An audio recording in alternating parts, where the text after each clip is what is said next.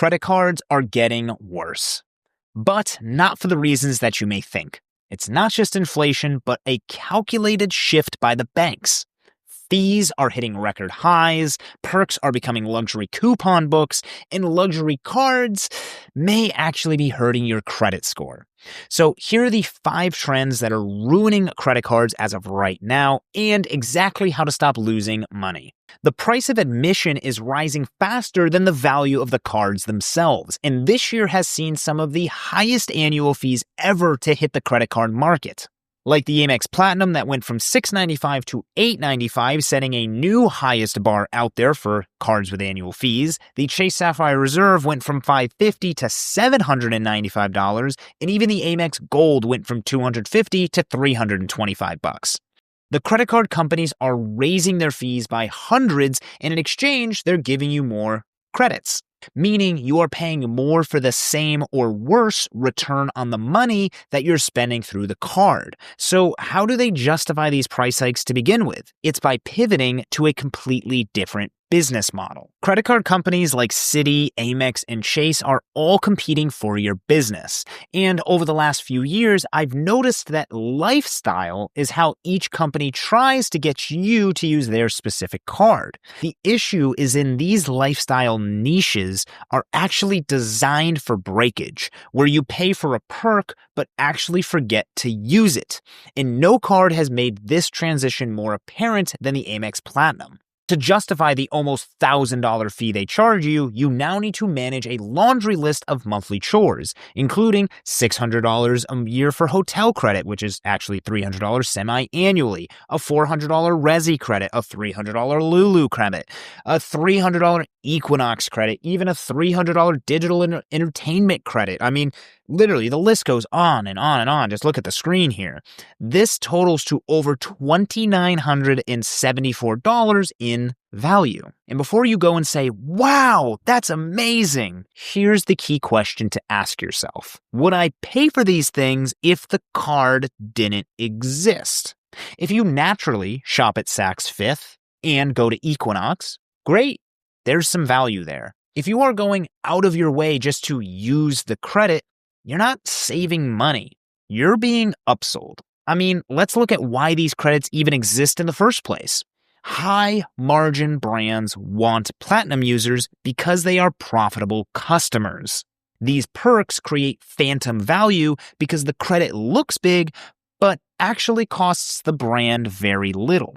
For example, let's take a look at Aura, where the ring itself only comes with about a 20% margin, but the software subscription they charge you after you buy the ring is estimated to be nearly 80%. This is why Aura has no problem discounting their product by hundreds of dollars through that new platinum credit they launched. They know once you buy it, you will need to get on a subscription, which is where they make the majority of their money. Meaning these credit cards actually act as a customer acquisition funnel, and the perks are built to change your behavior, not reward it. Take, for example, the Chase Sapphire Reserve, which funnels you towards Lyft with their monthly credits and 5 times point multiplier when you are actually buying Lyft rides, when the Amex Platinum pushes you to Uber with similar credits of their own. The real cost here isn't money, it's confusion.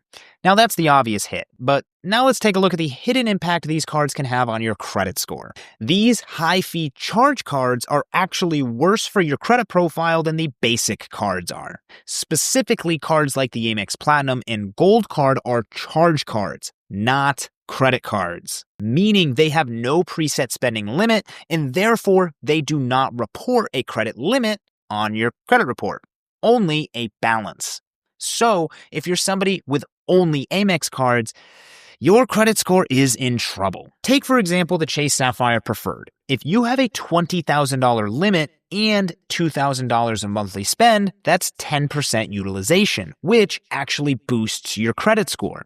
Take that same monthly spend, but now apply it to the Platinum card. That same $2,000 balance reports, but because that card has no limit, you are not scored in the second most impactful thing that dictates your credit score, being credit usage. Whereas a simple no annual fee card like the Chase Freedom Unlimited will build your credit faster than the coveted luxury Amex Platinum will. But what else is happening in the background that you've probably never heard of?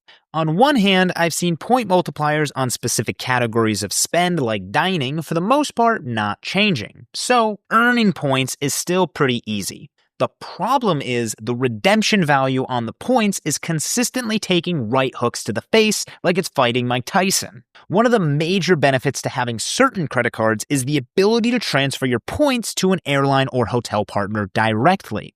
Chase, Citi, Capital One, and Amex all have these partnerships, but things are slowly changing.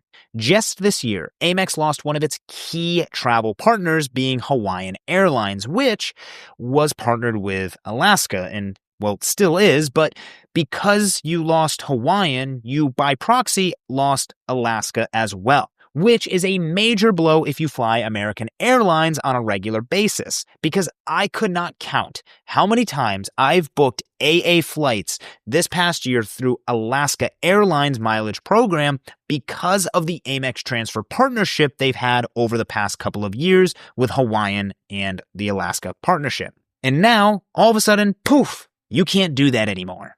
And it's not just the airlines. Hotel programs are quietly increasing the points required for their stays as well, which significantly impacts the value of Chase points. And here are some real examples to tie that in.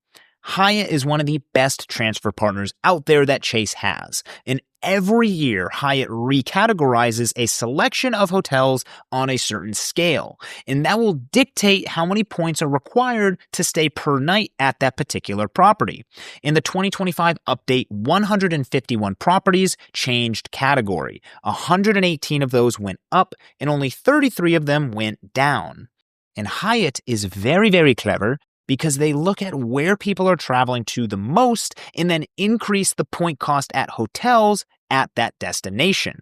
For example, 1/3 of all Hyatt properties in Japan increased the amount of points it costs to stay there. And as somebody who visited Japan just earlier this year, and knowing how many other people I've spoken to that really, really, really want to visit Japan, seeing that change really hurts. Almost as bad as seeing Secrets Moshe, which is one of my favorite all-inclusive resorts in Mexico and is a part of the Hyatt property lineup, increased their nightly price from 20,000 points to over 35,000 points per night just over the last couple of years. And it's not just Hyatt, because Hilton recently increased their standard room redemptions to now cap out at 250,000 points per night on certain properties like the highly sought-after Waldorf Astoria in the Maldives. You know, the one where people ride around on a bike and do all that crazy Instagram stuff. Not that long ago, the same rooms topped out at about 190,000 points. And this jump makes aspirational redemptions far less valuable or even attainable for most people. Credit card points are not being devalued on paper. But with the transfer partnerships ending and hotels increasing the cost per stay on your points are ultimately being worth less and less every year. And I haven't even touched on the illusion of prestige that these cards actually portray. What used to be premium rare benefits are now available to millions of people, but banks still sell the fantasy that you're buying into an elite club. For example, the Centurion Lounge is notoriously overcrowded with often a 30-plus minute wait to even get in, and recently Amex removed free guest access unless you spend over $75,000 per year on the Platinum card specifically. Which, since you watched our other videos, you know how horrible that would be to do. And don't get me started on Delta lounges, which used to be enter whenever and however many times you want, as long as you're flying Delta and have the Platinum card, right? That's how it was for years. Nowadays, you're limited to only 10 times per year, and to even enter the lounge to begin with, you not only need to be flying Delta, but you also need to have at least a main cabin classic or higher fare in addition to having the Platinum card already. To put that in perspective, main cabin fares commonly cost around $70 to $150 more per round trip compared to basic economy. And with basic economy, you also give up the ability to earn miles or status. You're essentially just paying for a seat on the airplane according to the airline. Which, back to my earlier point about how the benefits or rewards that credit cards give you are oftentimes hidden behind a motive, think about this. Delta and Amex are partnered. Literally, you can get a co-branded Delta Amex card if you want. Most people have them, and I think they're kind of trash, but different video. So Amex makes it look like they're giving you access to Delta lounges when you have their card. But in reality, you have to pay extra by booking main cabin in order to get that lounge access, which means you end up spending more money or points than you otherwise would have on that flight. Because you don't want basic economy and miss out on a lounge, you want to go into the lounge. Which begs the question, how many times must we pay for luxury before we actually even experience it to begin with? After all that's been discussed in this video, you might be wondering, what should you even do? Here's what I suggest. Start by running a breakage audit on all of your cards that have these super high annual fees. Basically, take the annual fee, subtract only the credits that you would use if the card didn't exist, for example, Uber rides, and ignoring the fluff like Saks Fifth credits. If the number you get is still negative, do not get the card. And if that sounds like a lot of work that you don't want to do, I actually made a free tool that you can use to plug in your spending and figure out which cards you actually are going to get value from without having to spend more. The second thing I suggest is prioritize simple rewards, meaning look for cards with broad rewards and not complicated niche credits, unless you 100% know a particular credit is worth it to you based on your lifestyle. So let's say you frantically went out and bought a Peloton some years back when all the gyms closed.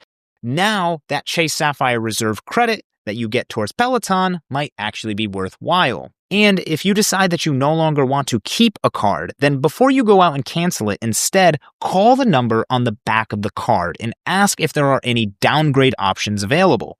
For example, you can actually downgrade from the Amex Platinum, which costs almost $900 a year, to the Amex Green Card, which costs only $150 per year. The golden age of easy value is over, and confusion is now the biggest cost. So if you want to see the math for yourself and actually run your own audit, I've linked to the annual fee calculator that I created down below in the description. This is the quickest way to see if a card is worth it based on what you're already spending. Let me know your guys' thoughts and subscribe for more videos like this one.